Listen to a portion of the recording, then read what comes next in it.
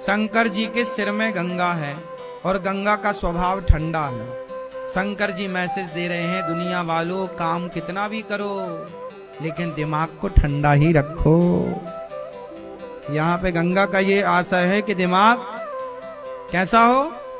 हाँ, आप लोग जरा गृहस्थी में रह के ना जरा गर्म हो जाते हैं, पत्नी पे गरम, माँ बाप पे गरम, भाई पे गरम, जिससे आपके रिश्ते भी बिगड़ जाते हैं।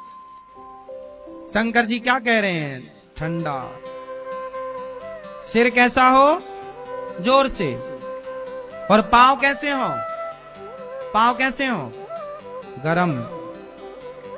पांव गरम होने चाहिए, मतलब पांव से चलते। जो आदमी चलता फिरता नहीं है वो बीमार पड़ जाता है। जितना आप चलेंगे, रनिंग करेंगे, चलेंगे, उतने ज्यादा सुखी और स्वस्थ रहेंगे। और चलना भी कैसे चाहिए? अधिक से अधिक नंगे पांव चलना चाहिए। कैसे चलना चाहिए? नंगे पांव। क्यों? आपको अपने घर में तो नंगे पांव ही रखना चाहिए, मोजे भी नहीं पहनने चाहिए। क्यों? जब आप चप्पल पहन लेते हैं और आप चप्पल पहन के फेस का तार पकड़ते हैं तो आपको करंट नहीं लगता, हाँ या ना? और चप्पल उतार के आप तुरंत तार पकड़ोगे, मर जाओगे, हाँ या ना? साइंटिफिक बोल रहा हूं मैं। भैया बताओ, कई बार करंट नहीं लगता चप्पल पहनने के बाद, ये बात सही है कि नहीं? और चप्पल उतारने के बाद लग जाता है, क्यों? उत्तर दो।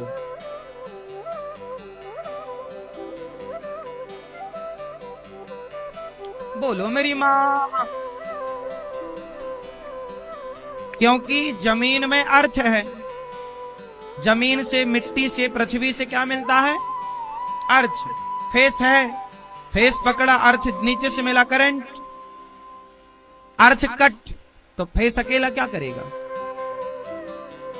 तो आपको यह बात माननी पड़ेगी कि पृथ्वी में अर्थ है और आपकी बॉडी में भी करंट है। तो करंट कहां? अच्छा ये बताओ, एक बात बताना, जितनी पुरानी बिल्डिंग, अब जो नई बिल्डिंगें बनती है ना, 10-10 मंजिला, 100-100 मंजिला, या पुराने मंदिर, उसमें क्या है कि ऊपर ना एक तांबे का तार लगा करके उसे नीचे लाके पूरे अंदर अंदर नीचे गाड़ा, जिसे अर्थिंग बोलते हैं। यदि वो नहीं करते ना तो जो बारिश में वो नहीं बिजली चमकती, उससे बिल्डिंगें डैमेज हो जाती हैं। समझते हो आप ये भाषा के नहीं? हाँ या ना? कई लोग नहीं बोलते बिजली गिर गई तो पेड़ सूख गया। आपने न्यूज में भी सुना बिजली गिरने से कितने लोग मर गए। वो बिजली क्या है? कोई हथौड़ा थोड़ी गिरता है। इतना पावर होता है कि वो पावर यदि मंदिर की गुम्बज में गिर जाए तो मंदिर तोड़ देगा, इसलिए वहां पे एक अर्थ लगाया जाता है, ऊपर तार होता है, वो सीधा उस बिजली पावर को लेकर तुरंत नीचे कर देता है। आजकल ये बिल्डिंग, इस गौरी गोपाल में भी आप बैठे हैं ना, यहां भी वो प्रोसेस होगा जब कंप्लीट हो जाएगी, तो ये लगाना ही पड़ता है आजकल, हाँ या ना? अब बताइए कि स्काई में, ऊपर आकाश में पावर है, तो वो आपकी बॉडी पर जब आएगा, इसलिए आपका पांव मतलब बिना जूते बिना मोजे के होना चाहिए, ताकि जैसे ही आपके ऊपर कोई भी ये आए तुरंत वो अर्थ जमीन में भेज दे, पावर जमीन में भेज दे। अब आपने चप्पल पहन रखी है तो पावर कट हो जाता है, इसलिए आप दोनों हाथों को घिसिए जरा फास्ट, बस। बहुत कुछ गरम गरम लगा? क्या चाहिए? यही है बिजली। ये क्या है? एनर्जी का नाम ही तो बिजली है, पावर का नाम ही तो बिजली है। ये पावर आया, गर्म हुआ, ये बिजली। क्या घर्षण से बिजली नहीं तैयार हो रही है? हो रही है। तो भाई साहब ये बताओ, ये जो बिजली आपके भीतर ऑलरेडी बन रही है, बोलने से, चलने से, फिरने से, ये बिजली कहां जा रही है? इसे भी तो जमीन में जाना चाहिए।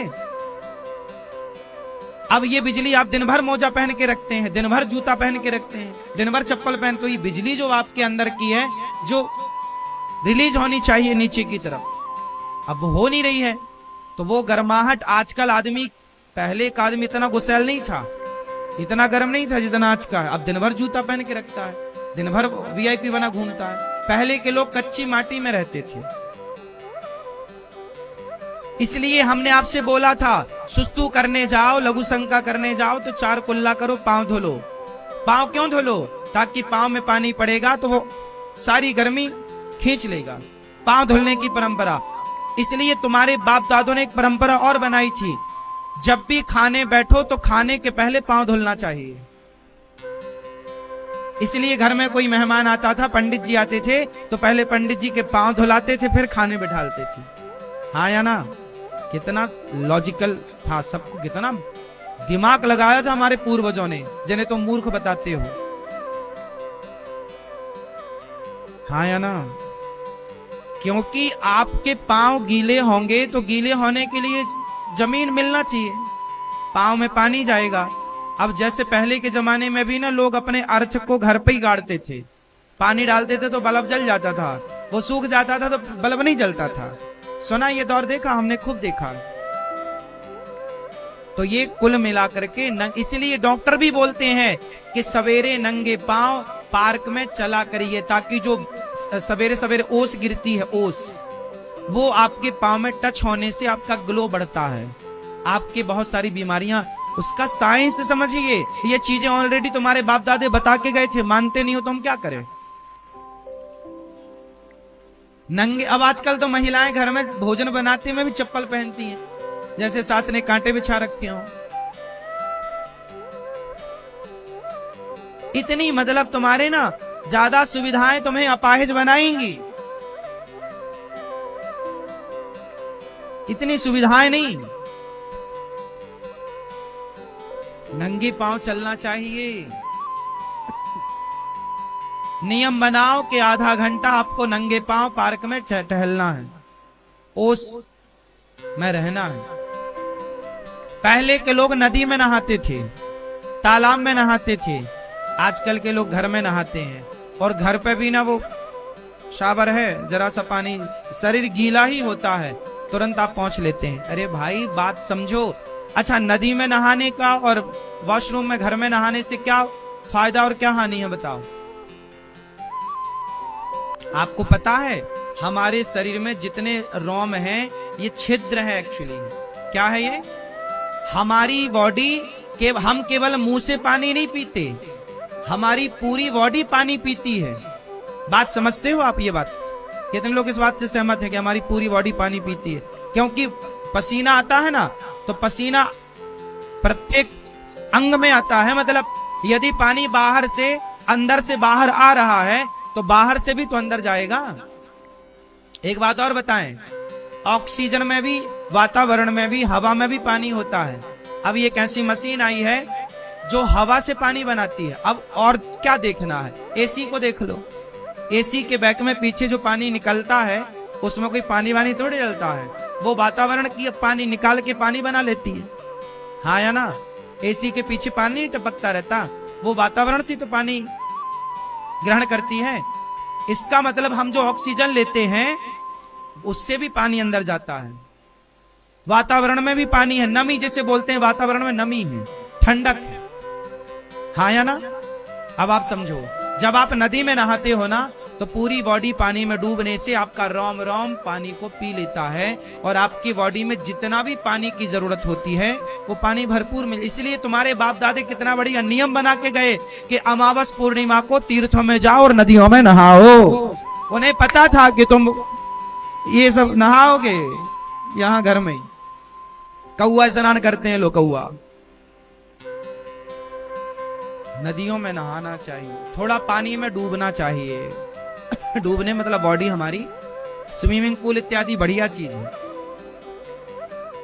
पानी में डूबना चाहिए थोड़ा, मतलब हमें पानी में रहना चाहिए 10 मिनट 20, पूरी बॉडी बढ़िया हो जाती है, पानी की पूर्ति होती है।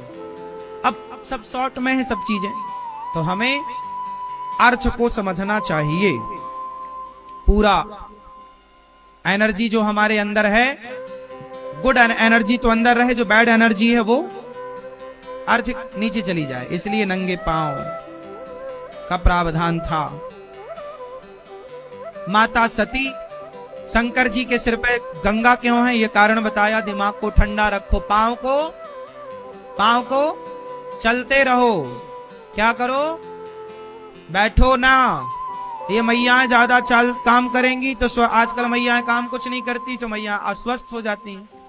आज सबसे ज्यादा बीमारियां महिलाओं को होती हैं पुरुषों की अपेक्षा, हाँ या ना? क्यों? पहले नहीं होती थी, पहले की महिलाएं चलती ही रहती थी कुछ ना कुछ। अब आजकल की महिलाएं बस खा के बैठी हैं, तो बैठी हैं तो गुब्बारा हो जाती हैं। सारा काम करने वाले लोग हैं। तो ये जितना आपने अपने आप को सुख दिया, वो सारा सुख आपको उसका कष्ट मिलेगा।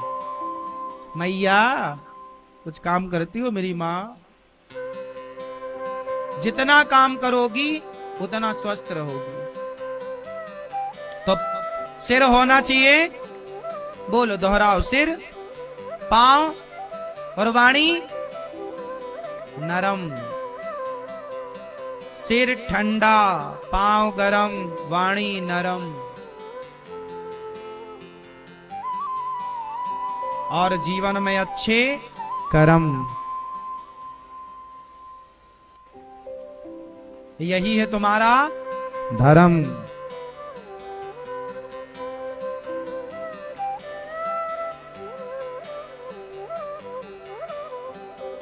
इसीलिए हुआ है हमारा जन्म।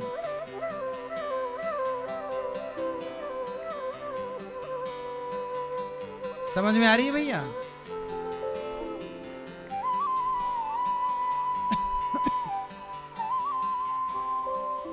तो शंकर जी के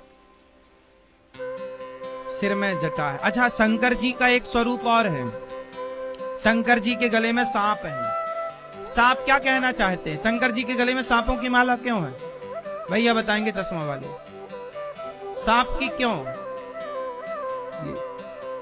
ये भैया बताएंगे। मैया तुम भैया हो, आप बताओ।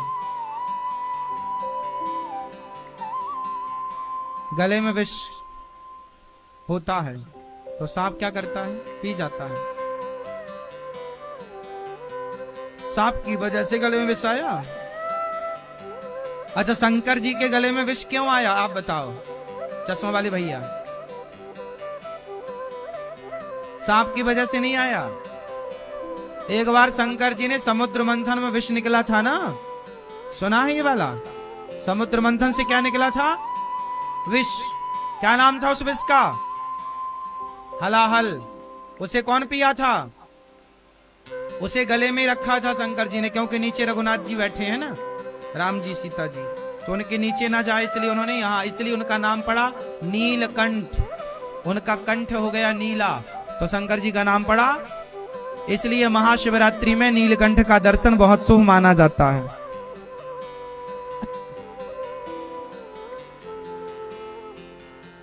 तो सांप की माला शंकर जी गले में इसलिए क्योंकि सांप मतलब काल। काल अव्याल मुखग्रास त्रास निर्णास हेतवे। सांप को बोलते हैं काल। काल मतलब मृत्यु। तो शंकर जी अपने मृत्यु को गले में लटकाकर घूमते हैं। समाज के लिए मैसेज है, दुनिया वालों। अच्छा ये बताओ, आप कोई भी गुनाह तब करते हैं जब आप ये भूल जाते हैं कि आपको मरना है। यदि आपको कोई बता दे कि भाई साहब आपको 2 दिन बाद मरना है, तो फिर आप गलत काम करोगे। मतलब मृत्यु का भय हर गलत काम से रोकता है, हाँ या ना? आपको पता चल जाए कि आपको 2 दिन बाद मरना है तो आप पत्नी से तुरंत प्यार की मीठी मीठी बातें करने लग जाएंगे। तुरंत आप अपने स्वभाव को बदल लेंगे, क्योंकि इसलिए शंकर जी कह रहे हैं काल है सांप। इसलिए दुनिया वालों के लिए शंकर जी मैसेज दे रहे हैं, दुनिया वालों अपनी मृत्यु को याद रखो। मौत गले में लटक रही है तुम्हारे फांसी का फंदा बनकर। लेकिन आपको कुछ शंकर जी के गए, जल चढ़ाया, आ गए, कुछ नहीं सीखा। 1 लोटा जल चढ़ाए आ गए। उनको क्या जल चढ़ाए, उनके तो सिर में ही बह रही है गंगा।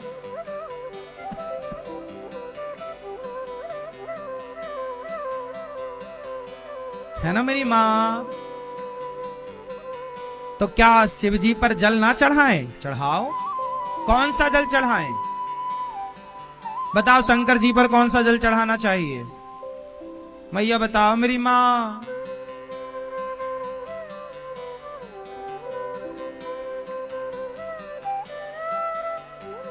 कुछ बोलो भी तो। कौन सा?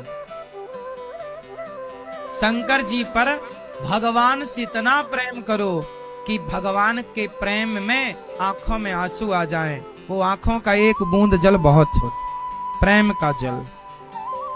गंगा जल क्या चढ़ाओगी? गंगा तो उन्हीं की जटा से निकल रही है, उन्हीं का उनको क्या चढ़ाना? नेत्रों का जल। प्रेम में इतना प्रेम हो प्रभु से कि प्रेम में आंखों में आंसू आए, वो नेत्रों का जल। तो मौत को याद रखिएगा। जैसे शंकर जी मौत को गले में लटकाए घूमते हैं। काल सांप मौत ही तो है। आपको रास्ते में सांप दिख जाए तो आपको ऐसा लगता है मौत आ गई, तुरंत भाग जाते हैं। तो मौत मृत्यु का ही सूचक है सांप। इसलिए शंकर जी गले में लटकाए कि भाई लोग याद रखना, तुम जितना भी गलत काम कर रहे हो इसलिए कर रहे हो क्योंकि तुम भूल गए हो कि तुम्हें मरना भी है। तुम तो ऐसे काम कर रहे हो जैसे तुम्हें कभी मरना ही ना पड़े। काम करो, पैसे कमाओ, पर ये याद रखो कि मरना है, और मरना है ये याद रखोगे तो आप सही रास्ते पर चलोगे। इसलिए शंकर जी। अच्छा, शंकर जी का वाहन क्या है? बैल। शंकर जी बैल में क्यों बैठे हैं? नंदी में। ये भैया बताएंगे सफेद शर्ट वाले।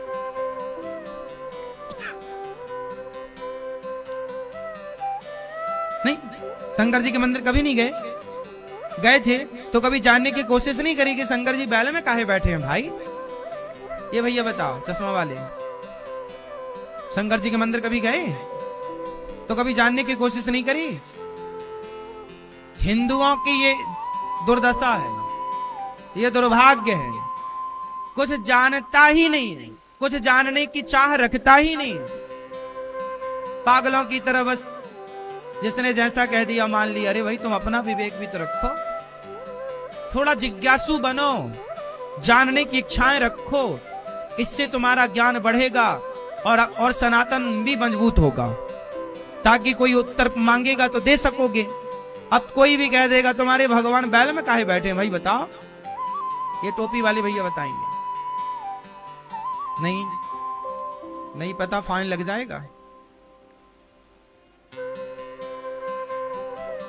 फाइन जमा करना पड़ेगा आपको, जिनको नहीं पता। हाँ, ये तीन बताएंगे पीछे वाले, ब्रह्मा विष्णु महेश।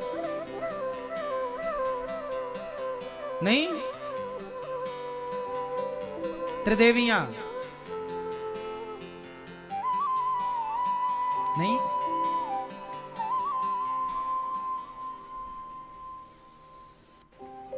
पीछे वाली मैया शंकर जी का वाहन है नंदी, और नंदी है धर्म का प्रतीक। नंदी किसका प्रतीक है? अभी हमारे मोदी जी ने नई संसद भवन में आपने देखा होगा एक सेंगोल।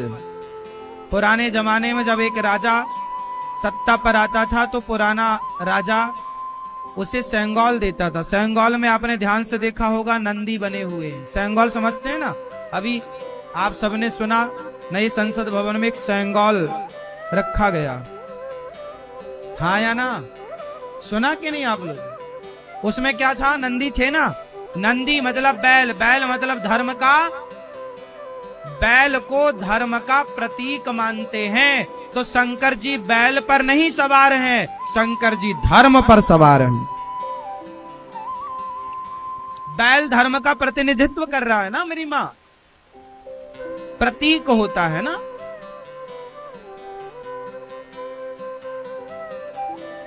ये देखो, ये सेंगोल टीवी पर देखो, ये देखो नंदी है, ये सेंगोल है, और ये नंदी बैठे हैं ऊपर। ये तब दिया, एक राजा दूसरे राजा को ये देता था जब वो राजा महाराजा बनता था।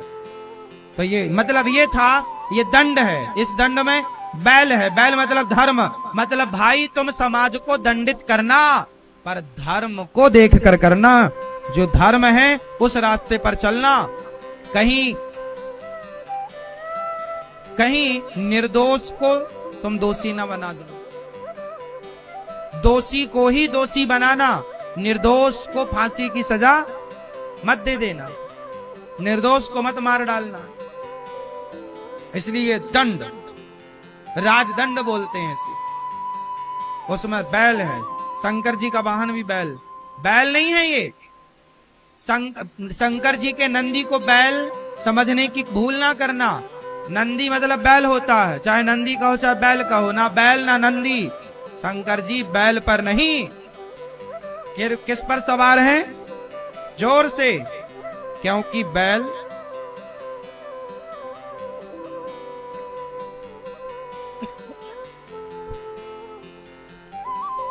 जैसे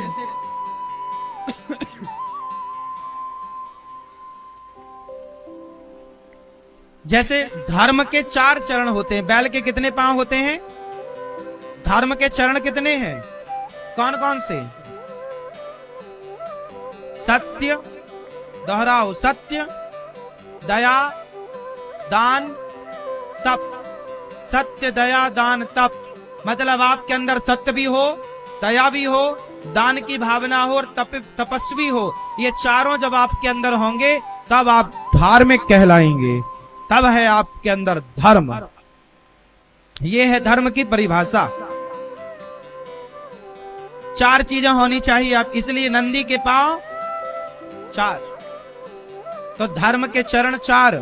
और शंकर जी बैठे हैं धर्म के ऊपर, मतलब शंकर जी के अंदर क्या है? सत्य है, दया है, दान है और तपस्वी शंकर जी से बड़ा कौन होगा? शंकर जी के अंदर ये चारों लक्षण हैं, इसलिए शंकर जी धर्म की प्रतिमूर्ति हैं, इसलिए धर्म पर सवार हैं शंकर जी। और आपको भी मैसेज दे रहे हैं कि भाई तुम भी धर्म पर चलो। जल चढ़ाने से ही काम ना बनेगा, धर्म के रास्ते पर चलना पड़ेगा। रावण तो खूब जल चढ़ाता था, लेकिन गुरु जी की एक नहीं मानता था। हनुमान जी कौन है? साक्षात शंकर जी। गए तो थे समझाने, कहां रावण माना? तुम गुरु जी की बिल्कुल ना मानो और गुरु जी को खूब मानो तो काम ना बनेगा साहब। गुरु जी की मानो, गुरु जी को मानो मत मानो। गुरु जी को मानना और गुरु जी की मानना, राम को मानना और राम की मानना, दोनों बातें अलग हैं कि एक ही है? राम को मानना और राम की मानना में क्या अंतर है? क्या श्रेष्ठ है? राम को मानना और राम की मानना, दोनों में श्रेष्ठ कौन है?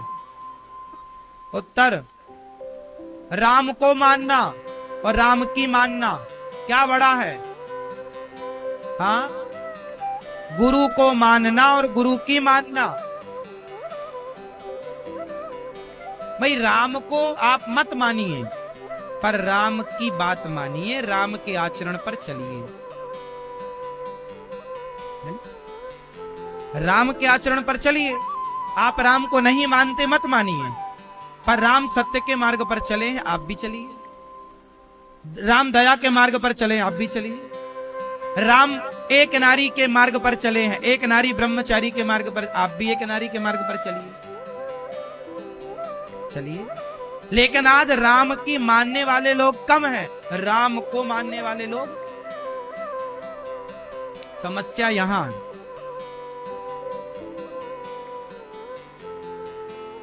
शंकर जी के मंदिर तो हर घर में मिल जाएंगे आपको, पर शंकर जी से सीख कौन ले रहा है?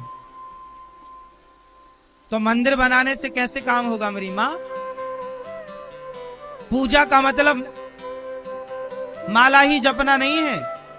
तुमने पूजा का अर्थ गलत कर लिया, माला जपने को पूजा मान लिया। अरे धर्म के रास्ते पर चलने का नाम पूजा है। धर्म के रास्ते पर चलो, सत्य के राह पर चलो, दया के राह पर चलो, अब तुम दया के सत्य के राह पर ना चलो और माला ही जपते रहो। माला भी जपना सही है, जपो, लेकिन धर्म और सत्य की राह पर चलते हुए जपोगे तो उस जप का फल कई गुना मिलेगा बढ़कर। मैया किस मार्ग पर चली? सत्य के। अच्छा चलो, चलिए।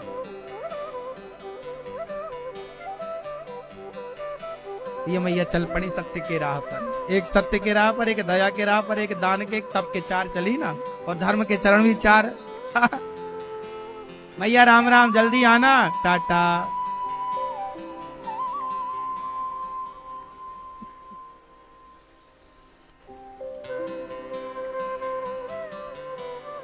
तो धर्म के पांव 4 और शंकर जी का वाहन, जोर से बैल मत बोलना कभी। शंकर जी का वाहन धर्म। क्या बोलेंगे? धर्म। वो कोई पूछे जी ये धर्म क्या, समझाओ। ये धर्म का प्रतिनिधित्व कर रहे हैं नंदी जी महाराज। जैसे हमारे यहां गाय को माता कहते हैं, बोलो गाय को, तो वो माता का प्रतिनिधित्व कर रही है ना दूध पिलाकर। गंगा को माता कह रहे हैं, तो गंगा तो नदी है भाई। देखो बात समझो, गंगा तो नदी है, पर पानी अमृत है या नहीं? तुम्हें पानी ना मिले भैया मर जाओगे। जैसे माँ का दूध अमृत होता है, जैसे माँ का दूध अमृत होता है, ऐसे गंगा का, नदियों का पानी अमृत है या नहीं? बोलो हाँ। फिर तो अमृत जैसा पानी देकर क्या नदियां मां वाला रोल नहीं निभा रही हैं? इसलिए वो मां के प्रतिनिधित्व, मां का प्रतिनिधित्व कर रही, इसलिए समाज उन्हें मां बोल रहा है। मां, गंगा मां, यमुना मां, सरयू मां। हम हिंदू हैं ना, थोड़ा गहरा समझते हैं, गहरा सोचते हैं, ऊपर ऊपर का नहीं सोचते। हम सनातनी हैं भाई, गहराई से बात करते हैं। तुम ऊपर ऊपर की बातें करते हो, तुम्हें समझ नहीं है। नीचे जाओ। मोती नीचे होता है, समुद्र के ऊपर कुछ नहीं होता, खारा खारा पानी। अमृत तो नीचे। सही है। तो ऐसे ही गणेश जी का वाहन चूहा। गणेश जी चूहे। अच्छा बता, चूहे पर गणेश जी काहे बैठे भैया? ये भैया बताएंगे, हमारे बगल वाले चश्मे वाले भैया के बगल में। आप गणेश जी चूहे पर क्यों बैठे भैया बताएंगे। पढ़े लिखे भैया हैं आप सब, आज के यूथ हो, आज के युवा हो, आप लोगों का जानना जरूरी है ये सब, क्योंकि ये समाज में तुमसे ये प्रश्न लाख बार लोग करते हैं। ये उत्तर तुम्हें पता होना चाहिए। नहीं पता होगा, लोग तुम्हारे धर्म का, तुम्हारा मजाक उड़ाएंगे। अरे तुम तो चूहे की पूजा करते हो। हाँ, उत्तर दो, गणेश जी चूहे पर क्यों बैठे? क्या मतलब? चूहा किसका प्रतीक है? सब चीजों को समझना है गहराई से, हम बार बार समझाते हैं। ये भैया बताएंगे चूहा किस काहे बैठे हैं शंकर गणेश जी चूहे पर? नहीं, ये पीले भैया बताओगे आप? नहीं, गुस्सा हो क्या? ये भैया बताओ है? क्या बाल कुतर देता है? हाँ, चूहा हमेशा कुतरता रहता है। चूहा, गणेश जी हैं बुद्धि के देवता। गणेश जी कौन है? गणेश जी बुद्धिमान है ना। कार्तिकेय जी से बोला गया जाओ पूरी पृथ्वी की परिक्रमा लगा कर आओ, तो कार्तिकेय जी पृथ्वी की परिक्रमा लगाने गए और गणेश जी ने माता पिता की परिक्रमा लगाई। तो जो पृथ्वी की परिक्रमा लगाने का फल है, वही माँ बाप की परिक्रमा लगाने का फल है। तो गणेश जी को बोला गया बुद्धिमान बच्चा है, तो गणेश जी बुद्धि के देवता हैं, इसलिए पहली पूजा गणेश जी की। तो गणेश जी हैं बुद्धि के देवता, और चूहा है तर्क का प्रतीक। किसका प्रतीक है? तर्क। तर्क मतलब छोटे छोटे बच्चे तर्क करते हैं, माँ ये कौन है? माँ बोलती है भगवान है। माँ ये दुर्गा मैया का वाहन शेर क्यों है? ये तर्क हो गया। गणेश जी का वाहन चूहा क्यों है? ये तर्क है। भगवान है तो दिखते क्यों नहीं? ये तर्क है। अब इस तर्क का उत्तर दीजिए आप। छोटे छोटे बच्चे जितने होते हैं जो अपने माँ से सवाल करते हैं ना, ये माँ ऐसा तो ऐसा क्यों? ये तर्क है। समझ में आई? ये क्या है? लो बच्चा तर्क कर रहा है। जैसे तुम्हारा बच्चा तर्क कर दे कि शंकर जी बैल पर क्यों बैठे हैं, ये तर्क है। अब उत्तर दो। अब उत्तर मैंने अभी दे दिया, बता दो बच्चों को। अब दूसरा तर्क करेंगे बच्चे कि शंकर ये गणेश जी चूहे पर क्यों बैठे हैं, ये तर्क है। अब इस तर्क को कैसे काटेंगे? तर्क को जहर से काटा जाता है, तर्क को तर्क से ही काटा जाएगा। ईश्वर तर्क का विषय नहीं है, लेकिन ईश्वर को जानने में तर्क सहयोगी है। ईश्वर को जानने में तर्क सहयोगी है। तर्क से ईश्वर को नहीं जाना जा सकता, पर तर्क सहयोगी है। तर्क को नकारा नहीं जा सकता। बिना तर्क के कोई भी कार्य नहीं होगा। हर निर्माण, हर आविष्कार के पीछे तर्क होता है। तो तर्क, चूहा कौन है? जोर से तर्क। और गणेश जी कौन है? बुद्धि। बुद्धिमान बच्चा जो होगा वही तर्क करेगा, मतलब बुद्धि तर्क पर सवार होती है। ये गणेश जी का चूहे पर सवार होने के पीछे का साइंस है। एक बात याद रखना, आपके गांव में 2 बच्चे हैं, आपके परिवार में 2 बच्चे। एक बच्चा है जो बहुत सारे सवाल करता है आपसे, बहुत जिज्ञासु है, और दूसरा भौंदू लाल, कुछ नहीं पूछता, मिला तो खाया पिया, बाकी पड़ा है। अब बताइए इनमें से बुद्धिमान कौन बनेगा, कौन आगे जाएगा? जिसके अंदर जिज्ञासा है, जानने की जिज्ञासा। जानने की जिज्ञासा इसलिए तो पूछ रहा है ना। ऐसे ही बच्चे बहुत सारे सवाल माँ बाप से करते हैं, पर माँ बाप को सवाल का उत्तर आता नहीं है, तो बच्चे को एक थप्पड़ मार के चुप कर, चुप बैठ, इतना पूछता है। आपने बच्चे को थप्पड़ मार के चुप करा दिया, मतलब आपने बच्चे का भविष्य, जो उसकी बुद्धि विकसित हो रही थी, उसमें आपने हाथ रख दिया है, रोक दिया, वहीं फुल स्टॉप कर दिया। गलत किया आपने। बच्चे की जिज्ञासा अच्छी है, हर प्रश्न का उत्तर दो। बच्चे जितने सवाल करते हैं वो उतना अच्छा है, और तुमसे उत्तर ना देते आवे तो लेके आना। ये दास अनिरुद्ध बैठा है आपके बच्चों की सेवा करने के लिए। जो बनेगा हम आध्यात्म जगत, इसलिए प्रश्नोत्तरी हम करते हैं और कहा करते हैं यूट्यूब पर सुना करो। तुम सुनोगे तो तुम अपने बच्चों के हर सवाल का उत्तर दे पाओगे।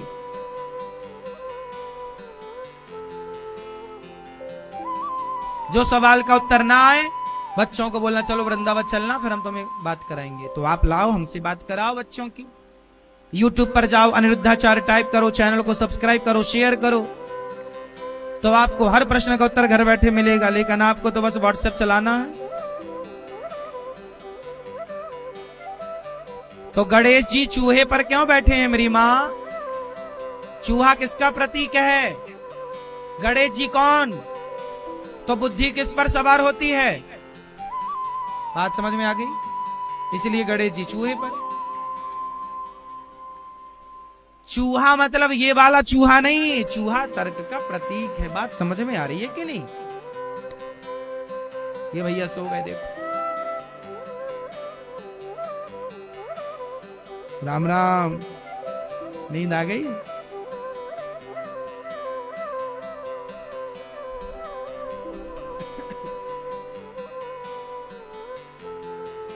सरस्वती माता हंस पर क्यों बैठी हैं?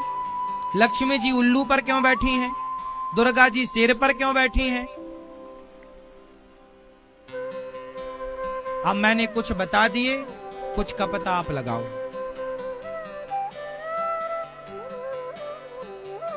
कुछ आपके लिए होमवर्क हमने दे दिया, कल पूरा करके आना, ठीक है? और जिज्ञासु बनो। जिज्ञासु बनोगे तो अपने धर्म को जानोगे, वरना बुद्धू रहोगे। बुद्धू, कोई भी तुम्हें बुद्धू बनाएगा, कोई भी तुम्हारे धर्म पर प्रश्न चिन्ह खड़ा करेगा। जिज्ञासु बनो, जानो और सुनो। जानने की कोई उम्र नहीं होती कि तुम 40 साल के हो गए अब क्या पढ़े महाराज, अब क्या, अरे सब मरते दम तक जानने की इच्छा रहेगी। सुना होगा ना, सीखना बंद तो जीतना बंद।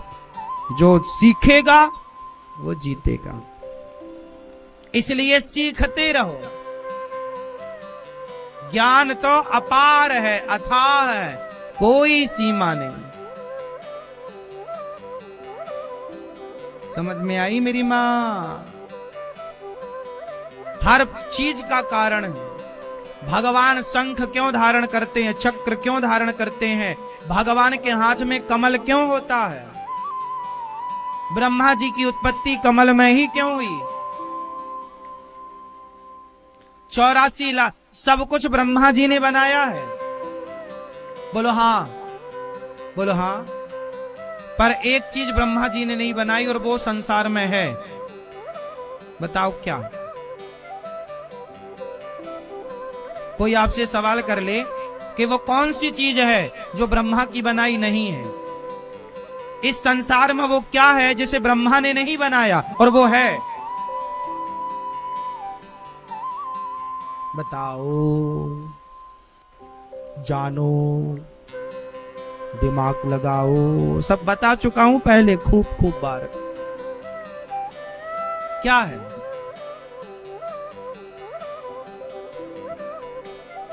भैया बताएंगे क्या? वो पीछे मैया खड़ी हो मेरी माँ, कुछ बताओ मेरी माँ। वो कौन सी चीज है जो इस संसार में है पर उसे ब्रह्मा जी ने नहीं बनाया? क्या? तुम्हारी सास? उसे ब्रह्मा जी ने नहीं बनाया?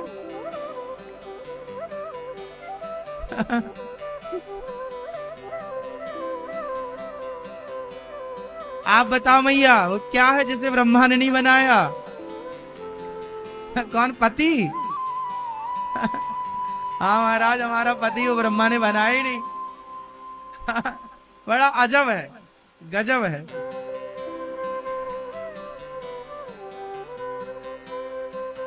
बहुत सारी चीज हैं पर उनमें एक विशेष है, कमल का पुष्प। कमल जो है वो ब्रह्मा की बनाई रचना नहीं है। कमल तो भगवान नारायण की नाभि से निकला था। उस कमल में ब्रह्मा टिके, कमल में ब्रह्मा प्रकट भये, इसलिए कमल को ब्रह्मा जी ने नहीं बनाया, कमल में ब्रह्मा प्रकट भये। हाँ या ना? तो ब्रह्मा की बनाई सृष्टि, सारी सृष्टि ब्रह्मा की है, लेकिन एक चीज ब्रह्मा की नहीं है। क्या है वो? कमल। इसलिए भगवान की आंखों की उपमा कमल से दी जाती है। ब्रह्मा की बनाई सृष्टि में ऐसी सुंदरता कहीं नहीं है जिससे भगवान की उपमा दी जा सके। नवकंज लोचन, भगवान के लोचन, आंखें कमल की तरह, गाल कमल की तरह, भगवान का स्वरूप कमल की तरह, कमल से ही सारी उपमा। कमल, इसलिए कमल का पुष्प जो ब्रह्मा जी की सृष्टि में नहीं है, भगवान की सृष्टि है। जैसे 13वां महीना पुरुषोत्तम माह, ये भी ब्रह्मा की सृष्टि से बाहर है, ये भगवान नारायण की सृष्टि है। जैसे वृंदावन, अयोध्या, ये ब्रह्मा का बनाया नहीं है, ये भगवान का बनाया हुआ है।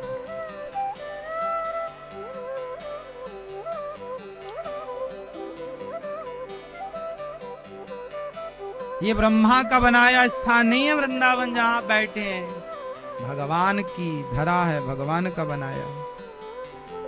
पूरी पृथ्वी, कहा जाता है पृथ्वी किस पर टिकी है? कहीं तो वेश होगा, तो पूरी पृथ्वी कहां टिकी है, किस पर टिकी है? तो कहा भगवान शेष पर टिकी है और शेष वृंदावन में टिके हुए हैं।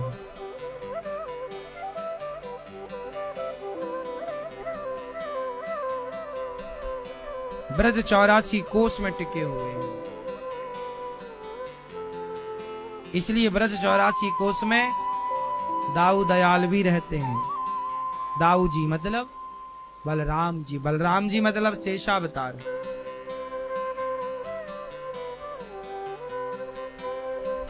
तो भगवान शंकर जी के बारे में बहुत कुछ है जानने को। पार्वती से विवाह हुआ, बड़े आनंद से शिव जी विराजे हैं। बोलिए शंकर भगवान की। मनु जी महाराज की 3 बेटियों की कथा हुई। मनु जी के 2 बेटे प्रियव्रत उत्तानपाद। उत्तानपाद की 2 पत्नी सुनीति सुरुचि, सुरुचि का पुत्र उत्तम, सुनीति का पुत्र ध्रुव। ध्रुव जी एक दिन अपनी माँ की गोद में, पिता की गोद में बैठने गए तो माँ सौतेली माँ ने हाथ पकड़कर नीचे गिराया, तुम इस गोद में बैठने के अधिकारी नहीं हो। रोते रोते ध्रुव जी अपनी माँ के पास गए। माँ ने कहा बेटा जाओ, सत्यम सुरुच्या विहितम भवान में यद दुर्भगाया उदरे ग्रहीता। तेरी सौतेली माँ ने ठीक कहा है कि मैं अभागिन हूँ, भाग्यशाली होती तो तुझे तेरे पिता की गोद में ना बैठा देती। ध्रुव जी को माँ ने कहा जाओ तप करो। ध्रुव जी ने जाकर नारद जी से गुरु मंत्र लिया और तप किया। तप के प्रभाव से भगवान प्रकट हुए और भगवान ने 5 वर्ष की आयु में ध्रुव जी को, 5 महीने की तपस्या में ध्रुव जी को भगवान ने अपना दर्शन दे करके कहा पुत्र कुछ मांग लो। ध्रुव जी ने कहा क्या मांगे प्रभु। भगवान ने कहा कि तुमने राज्य की कामना से तप किया है, पिता की गोद में बैठने गए थे, पिता ने गोद में नहीं बिठाया, राज्य की इच्छा थी, इसलिए जाओ हम तुम्हें 36,000 वर्षों का राज्य दे रहे। तब भगवान ने ध्रुव जी को राज्य गद्दी दी और पिता ने उन्हें राजा बनाया। पिताजी भगवत धाम को गए। ध्रुव जी 36,000 वर्षों तक राज्य किए। विवाह हुआ, पत्नी हुई, परिवार हुआ। उनके भाई को यक्षों ने मार दिया तो ध्रुव जी ने यक्षों को मारना शुरू किया। तब मनु जी ने समझाया कि बेटा तुम भगवान के भक्त हो, तुम्हें यह मार काट शोभा नहीं देती। देखिए और लोग मांस खाएं तो चलता है, और लोग शराब पिए तो चलता है, और लोग सिगरेट पिए तो चलता है, और लोग गुटखा खाएं तो चलता है, पर हम सनातनी हैं। हम सब कुछ जानने वाले लोग हैं, अपने धर्म की गहराइयों को समझने वाले लोग हैं। सारी दुनिया हम हिंदुओं से सीखती है, विश्व गुरु रहा है भारत, तो हम दुनिया को सिखाने वाले हैं। हम तो कम से कम गलत रास्ते पर ना चलें। जमाना चल रहा है तो उन्हें लाएं सही राह पर, हम भी उनकी तरह ना चल पड़े। हम औरों की नकल ना उतारें, हम अपने कल्चर को पहचाने, अपनी संस्कृति को जाने। हमारी संस्कृति सबसे उत्तम रही है, सबसे श्रेष्ठ संस्कृति हिंदू सनातन संस्कृति रही।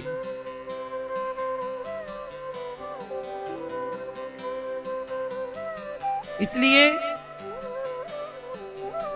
ध्रुव जी महाराज ने 36,000 वर्षों का राज्य का आनंद लिया और अंत में मृत्यु के सिर पर पांव रख करके कुबेर जी ने उन्हें भक्ति का वरदान दिया। मृत्यु के सिर पर पांव रख के ध्रुव जी भगवान के धाम को चले गए। ध्रुव जी तारा बनकर आज भी चमक। ध्रुव लोक जो है वो पहले वैकुंठ लोक था। पहले भगवान ध्रुव लोक में ही विराजते थे, पर ध्रुव की कठिन तपस्या को देखकर और भगवान रीझ गए, मैं अपने भक्त को अपना ही लोक दूंगा। तो भगवान ने उन्हें अपना लोक दिया, तो ध्रुव लोक नाम पड़ा। फिर भगवान ने अपने लिए वैकुंठ अलग बनाया। भगवान कहां रहते हैं? वैकुंठ। वैकुंठ का मतलब क्या है? वैकुंठ का मतलब क्या होता है? जहां कोई कुंठा ना हो। कुंठा मतलब, कुंठा मतलब कौन बोलेगा? गांव की भाषा है। हमें तो कोई कुंठा नहीं है, हमें तो कोई कुंठा मतलब इच्छा। कुंठा, कुंठा मीन्स इच्छा। हमें कोई कुंठा नहीं है मतलब कोई इच्छा नहीं है। तो जहां कोई इच्छा ना रह जाए, जिसके अंदर कोई इच्छा नहीं रह जाती, वही लोग वैकुंठ जाने के अधिकारी होते। कोई इच्छा नहीं। वैकुंठ कौन जाएगा? जिसके अंदर कोई कामना, निष्काम। इसलिए कहते हैं भगवान की भक्ति निष्काम। मैया चली देखो वैकुंठ, वैकुंठ चली मेरी माँ, टाटा तो कर लो।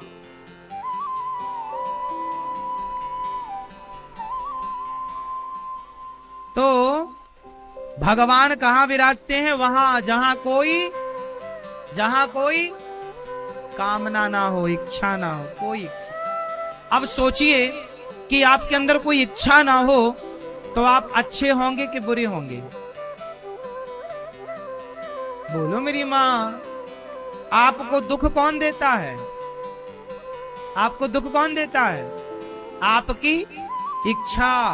अब सोचिए कि जितनी अधिक इच्छाएं हैं उतना अधिक दुख है, जितनी कम इच्छाएं उतना सुख, और इच्छाएं खत्म तो वैकुंठ की प्राप्ति।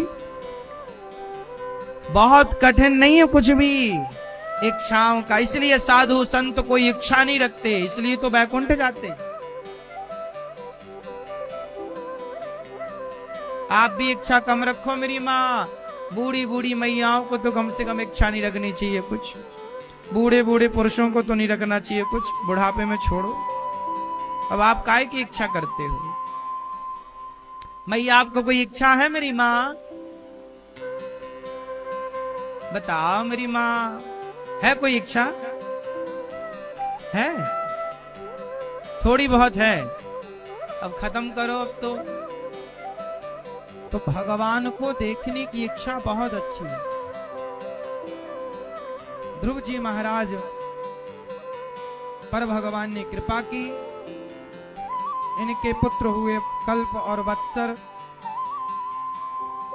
इन्हीं के वंश में भगवान पृथु हुए, जिन्होंने 10,000 कान मांगे भगवान से और यज्ञ पूरा किया। गाय, पृथ्वी को गाय बनाकर सब कुछ दुहा। इन्हीं के वंश में आगे चलकर भगवान पृथु हुए, और इन्हीं के वंश में आगे प्राचीन बरही हुए, जिसे नारद जी ने पुरंजनोपाख्यान की कथा सुनाई।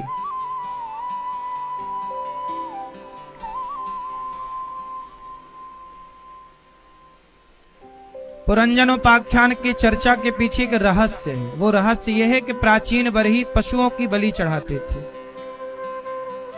मैया चुप रहो मेरी माँ, शांत रहो, सब लोग बैठो, टुप्पी टाप रहो।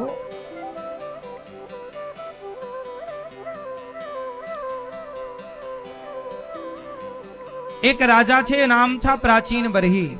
वो बहुत सारे पशुओं की बलि चढ़ाया करते थे। अच्छा आप लोग बताओ, पशुओं की बलि चढ़ाना सही है कि गलत है? हाँ, पशुओं की बलि चढ़ाना सही है, गलत है? आप में से कोई चढ़ाता तो नहीं है? पशुओं की बलि प्राचीन बरही चढ़ाने लगे तो नारद जी ने रोका कि ये गलत है। मतलब हर गलत काम को रोका जाए, हर सही काम को किया जाए। पुरंजन और पुरंजनी कौन है? हमारा सूक्ष्म शरीर ही पुरंजन है, हमारी बुद्धि पुरंजनी है, और ईश्वर अविज्ञात है। जिसका ज्ञात ना हो वो अविज्ञात। किस तरह हमारा पाप पुण्य का हिसाब होता है वो यहां नारद जी ने प्राचीन बरही को समझाया। अब बहुत ज्ञान का, बहुत गूढ़, बहुत अच्छा विषय मैं आपको बतलाने जा रहा हूं, ध्यान पूर्वक सुनिएगा। बहुत ध्यान से, शांति से बैठ जाओ और प्रेम पूर्वक सुनिएगा।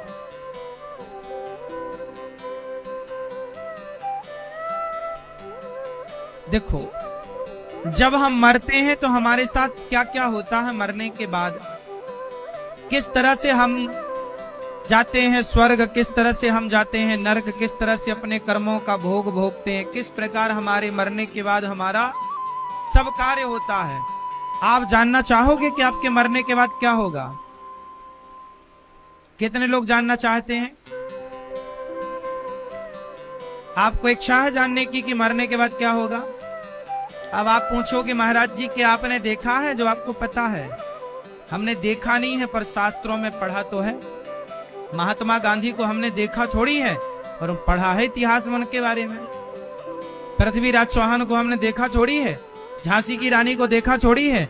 यदि इतिहास की पढ़ी बातें हमने देखा नहीं है पर पढ़े हैं, तो उन पर यकीन कर रहे हैं, ऐसे ही जैसे इतिहास पर आप यकीन करते हैं, ऐसे वेद पुराण पर भी यकीन कीजिएगा। क्योंकि देखा तो किसी ने झांसी की रानी को भी नहीं है, महाराणा प्रताप पृथ्वीराज को भी आप में से किसी ने नहीं देखा, पर इतिहास में उनके बारे में पढ़ा गया है। तो हमारे शास्त्र सबसे पुराने इतिहास, वेद क्या है? इतिहास। सर्व वेद इतिहासानाम सारम सारम समुद्रतम। हमारे वेद पुराने प्राचीन, पुराण क्या है? इतिहास। सबसे पुराना इतिहास है महाभारत, और पुराना इतिहास है रामायण।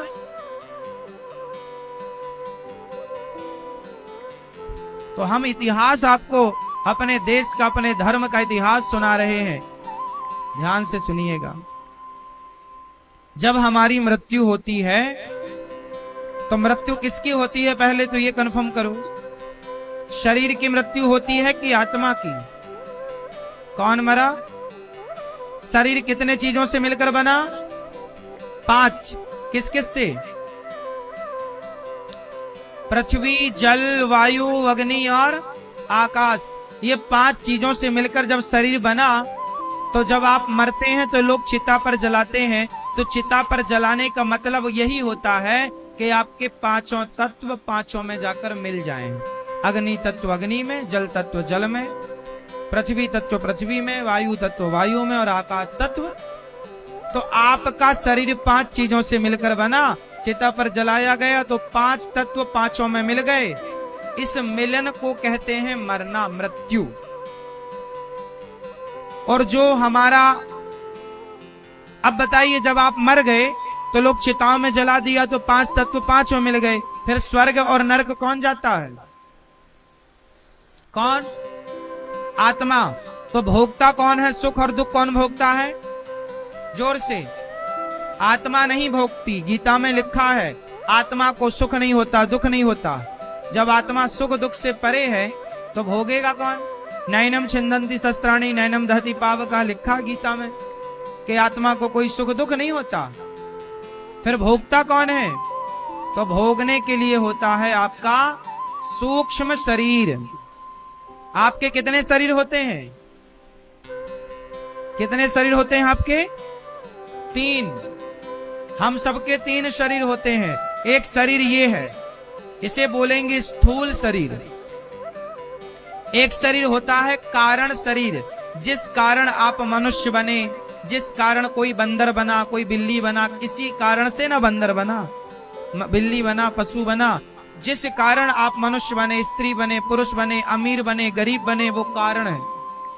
आप अमीर बने इसका भी कारण है, आप गरीब बने इसका भी कारण है, हाँ या ना? आप बिल्ली बने इसका भी कारण है, आप मनुष्य बने इसका भी कारण है। बिना कारण के कार्य हो नहीं सकता। बोलो हाँ। बिना कारण के कार्य, तो कारण जो है वही कारण शरीर। तो कारण शरीर की व्याख्या बहुत डीप है, समझ नहीं पाओगे। तो आप कारण, मनुष्य का शरीर किस कारण मिला, बस ये।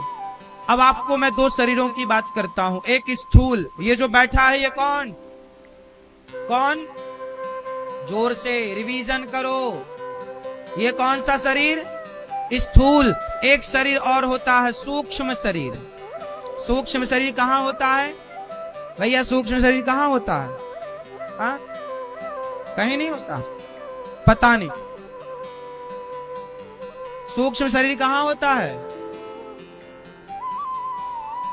आत्मा के अंदर। फिर लैपटॉप में, मोबाइल में।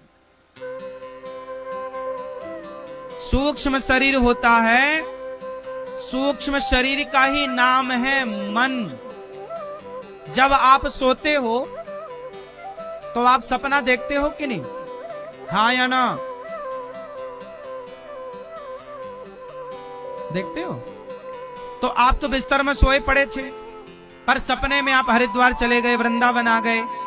तो सपने में एक शरीर था कि नहीं आपके पास, जो चल रहा था, जो खा रहा था, जो हंस रहा था, जो रो रहा था। सपने का एक शरीर होता है ना, जो बिल्कुल चलता फिरता, खाता पीटता, उठता बैठता, सोता जागता, मिलता जुलता है। हाँ या ना? एक तो बिस्तर पे था, एक सपने में था, दो शरीर हो गए। तो जो बिस्तर में सोया है वो स्थूल शरीर है, और जो स्वप्न को देख रहा है वो हाँ। तो जब हमारी मृत्यु होती है तो स्थूल शरीर जल जाता है, पर यमदूत आते हैं तो वही सूक्ष्म शरीर को पकड़ करके ले जाते हैं नरक या स्वर्ग। वही है सुख दुख का गामी। सूक्ष्म शरीर, आत्मा जाकर उस सूक्ष्म शरीर में मिल जाती है। बाद में आत्मा इससे निकली, उस सूक्ष्म शरीर में प्रवेश करेगी। तो सूक्ष्म शरीर जो है यमदूत उसी को पकड़ कर ले जाते हैं और उसे यमराज जी के सामने बिठाते हैं। फिर वहां आपका पूरा हिसाब किताब होता है कि आपने कितने पुण्य किए, कितने पाप। अच्छा ये बताओ, जब आपका हिसाब किताब होगा यमपुरी में, तो आपके पाप ज्यादा निकलेंगे कि पुण्य? कंफर्म है? क्या ज्यादा निकलेंगे आपके? आपके पुण्य ज्यादा निकलेंगे। और भैया आपके क्या ज्यादा निकलेंगे? चश्मा वाले भैया, पाप ज्यादा निकलेंगे। भैया आपके क्या ज्यादा निकलेंगे? पुण्य। और ये मैया लो भैया, आप बताओ क्या ज्यादा निकलेंगे? पाप। हाँ, ये कितने मैया आपके कितने पाप निकलेंगे? ज्यादा? हाँ, पाप ज्यादा निकलेंगे। काहे करती हो फिर इतना पाप? इतने ज्यादा पाप क्यों करती हो? जब यमराज हमारा हिसाब किताब करेंगे तो हमारे एक तरफ पाप निकाल के रखेंगे, एक तरफ पुण्य। अब माना कि किसी के पाप हैं 5 किलो, माना कि समझने के लिए हम बोल रहे हैं, माना कि किसी आदमी के पाप 5 किलो निकले और पुण्य निकला 100 ग्राम। तो यमराज जी कहेंगे पहले ज्यादा आपके पाप हैं, तो जो ज्यादा होता है पहले उसका दंड दिया जाता है। तो जैसे पाप ज्यादा निकलेंगे आपके 5 किलो माना की, तो 5 किलो पाप भोगने के लिए आपको यमराज जी नरक भेज देंगे। नरक मतलब धोबी घाट। नरक कितने प्रकार के होते हैं? 28। रौरव, महारौरव, अंध्रतामिश्र, सुकरमुख, ऐसे 28 नरक होते हैं। कालसूत्र, असीपत्र वन, सुकरमुख, ऐसे 28। उन नरकों में क्या होता है? जैसे आप मछली खाते हो, मुर्गा मुर्गी खाते हो, तो वहां भी बड़ी बड़ी कढ़ाइयां हैं, तेल उबल रहा, उसमें आपको डाल दिया जाता है, आपको भी तला जाता है, क्योंकि आपने ऐसी जीवों को तड़पाया, मारा, परेशान, तो आपको भी वहां तड़पाया। जितना आपने किसी को तड़पाया होगा उतना आपको भी तड़पाया जाएगा। हिसाब तो है ना भाई साहब? ईश्वर की अगर देर है मिलेगा सब, सब्र रखो, सब मिलेगा। तो वहां सारा तड़पाया जाएगा। आपने किसी को तड़पाया, सताया, तो सब कुछ मिलता है वहां। इतना सारा आपको मिलेगा पाप का दंड। तो 5 किलो पाप में कुछ पाप नरक भोगना पड़ेगा, कुछ पापों के लिए आपको 84 लाख योनियों में डाला जाएगा। ये 84 लाख योनियां भी नरक हैं। कुत्ता क्या है? कुत्ते की योनि नरक की योनि है, नारकी है। सुअर क्या? सुअर नाली में जाके पड़ा है, ये नारकी योनि नहीं है? बोलो, ये सब नारकी योनि है, मतलब ये सब नरक है एक प्रकार का। इसे क्या मानो आप? नरक। इसीलिए इसको बोलते हैं कर्म दंड। ये क्या है? कर्म दंड है। कुत्ता क्यों बना?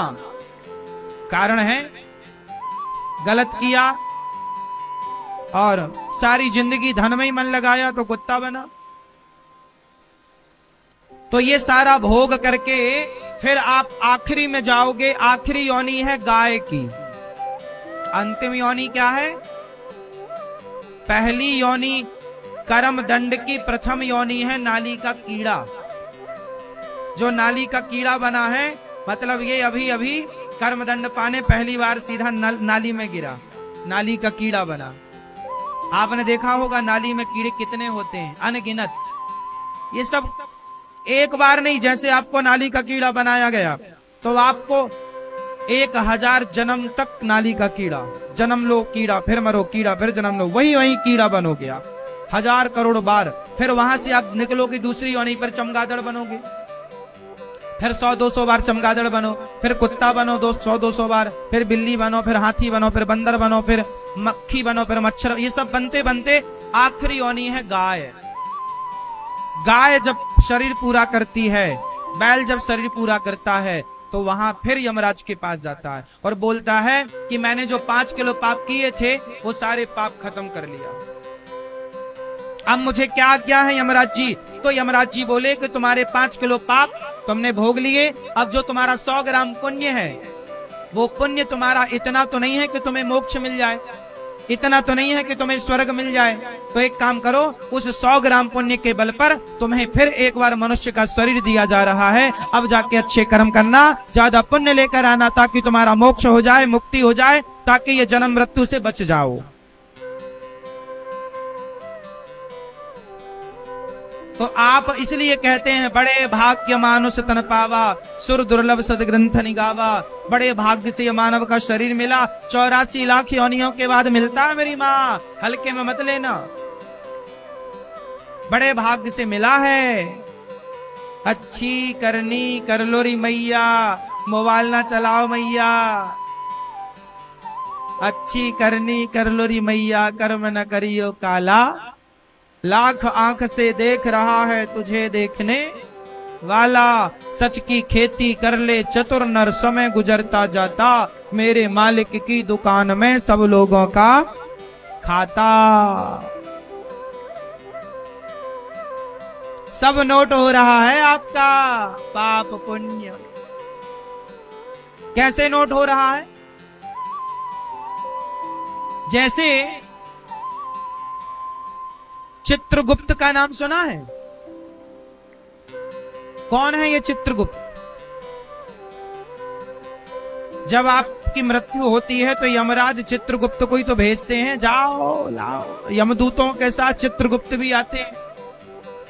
और चित्रगुप्त का मतलब क्या है? चित्र मतलब इमेज, फोटो। चित्र का मतलब मैया फोटो, गुप्त मतलब गुप्त। आप जब सड़क पर ओवर स्पीड गाड़ी चलाते हैं तो चालान घर पे ही आता है कि नहीं?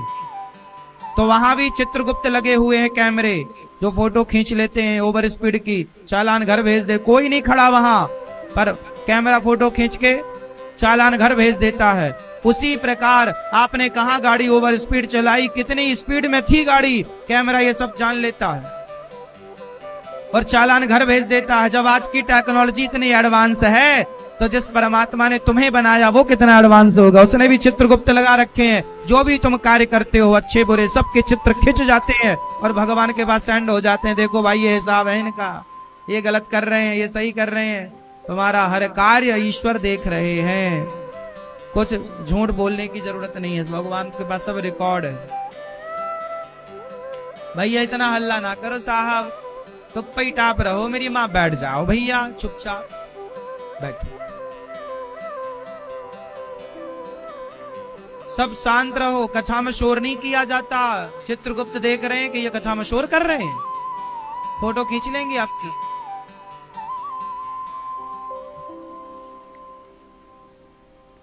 तो देखो चित्रगुप्त के डर से मैया चल पड़ी।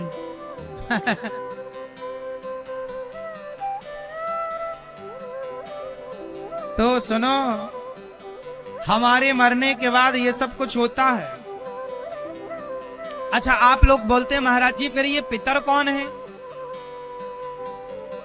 ये पितृ क्या है? तो सुनो, जैसे आपने 10वीं क्लास का एग्जाम दिया, 6 विषय में आपके बढ़िया 100 में से 95 नंबर आए, पर एक सब्जेक्ट में आपके ना 100 में से 31 नंबर आए, या थोड़ा और कम, चलो 25 नंबर आए, तो फिर आप पास होंगे कि सप्लीमेंट्री आएगी?